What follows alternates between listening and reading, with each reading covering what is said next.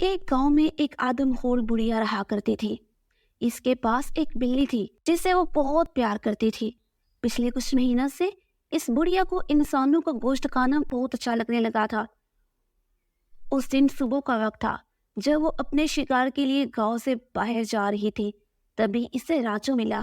دادی، اکیلے اکیلے کہاں جا رہے ہو؟ تمہیں نہیں پتا کچھ دنوں سے گاؤں کے کئی لوگ لاپتہ ہو رہے ہیں۔ راجو کی بات سنتے ہی آدمخور بڑھیا کو بہت غصہ آ جاتا ہے۔ وہ راجو کی بات کا جواب دیے بنا ہی وہاں سے نکل جاتی ہے۔ بڑھیا کے سوار سے راجو سوچنے لگتا ہے، نہ جانے بوڑھی دادی کو کیا ہو گیا ہے، اکیلے رہتی ہے اور اکیلے اکیلا نہ جانے کہاں جا رہی ہے۔ ایسے اکیلے جانا خطرے سے حال ہی نہیں ہے، میں بھی پیچھے پیچھے چلتا ہوں۔ یہ سوچ کر راجو اس بڑھیا کے پیچھے پیچھے جانے لگتا ہے۔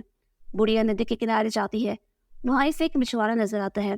وہ اسے کہتی ہے، بیٹا کیا تم مجھے ایک مچھلی دے دو گے؟ ارے دادی، ایک مچھلی کیا، میں آپ کو بہت سی مچھلیاں دے دوں گا، بس آپ تھوڑا انتظار کرو۔ بیٹا میں بہت بوڑھی ہوں، تمہاری بہت مہربانی ہوگی اگر تم مجھے مچھلی دے دو تو۔ ہاں دادی، بس تھوڑا سا انتظار کر لے، جیسے ہی کوئی مچھلی پھنستی ہے میں آپ کو اسی وقت وہ مچھلی دے دوں گا۔ ارے ہاں، بہت بڑی مچھلی پھنسی ہے۔ جیسے ہی مچھوارا مچھلی پکڑنے میں دھیان دینے لگتا ہے، تبھی وہ بڑھیا اسے زور سے دھکا دے کر نیچے گرا دیتی ہے اور ایک کلاڑی سے اس کی جان لے لیتی ہے۔ اس کی لاش کو ایک بوڑے میں بند کر کے اپنے گھر جانے لگتی ہے۔ جب تک راجو وہاں آیا تب تک بڑھیا وہاں سے نکل چکی تھی اور راجو کے دماغ میں ساری باتیں گھوم رہی تھی۔ بڑھیا اپنا کھانا بنانے کی تیاری کر رہی تھی، تبھی وہاں راجو پہنچ جاتا ہے۔ ارے بوڑھی دادی، تمہیں کچھ پتا بھی ہے ہمارے گاؤں میں کیا ہو رہا ہے؟ ایک فونی ہمارے گاؤں میں گھوم رہا ہے اور تم تو بس اپنے ہی گاؤں میں مگن رہتی ہو۔ ارے بیٹا، مجھے گاؤں والوں سے کیا لینا دینا، میں اپنی جگہ ٹھیک ہوں۔ دادی، تمہیں پتا ہے گاؤں سے ایک مچھوارا لاپتہ ہو گیا ہے۔ ندی کے کنارے اس کے پھٹے ہوئے کپڑے ملے ہیں جو خون سے لٹ پٹ ہو رہے تھے، اور تمہاری بلی کی لاش بھی ندی کے کنارے ملی ہے۔ کیا؟ میری بلی کی لاش؟ میری بلی کو کس نے مارا؟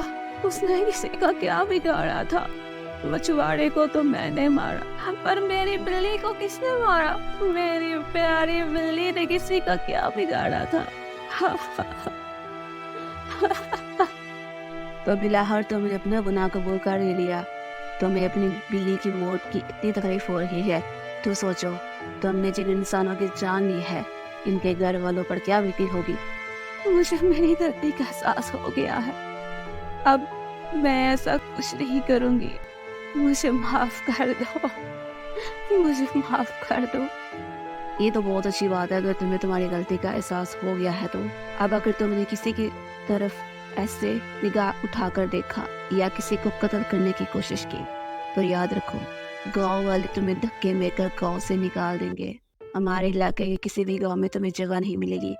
جب تمہیں جنگلوں میں رہنا پڑے گا تب تمہیں پتہ چلے گا، جب کہ جنگلی جانور تمہیں بھی اسی طرح سے مار کھا جائے گا، اور اس بات کا گاؤں میں کسی کو کوئی دکھ بھی نہیں ہوگا۔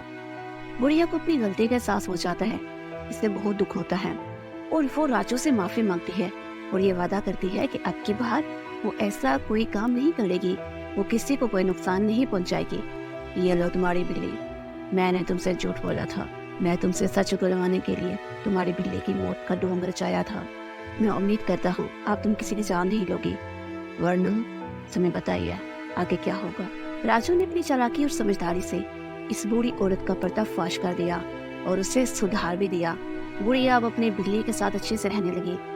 ایسے ہی مزیدار کہانیوں کو سننے کے لیے ہمارے چینل کو سبسکرائب کر لیں اور بیل آئیکن کو دبانا ہرگز مت بھولیے گا تاکہ ہماری آنے والی ہر ویڈیو آپ لوگوں تک پہنچتی رہے۔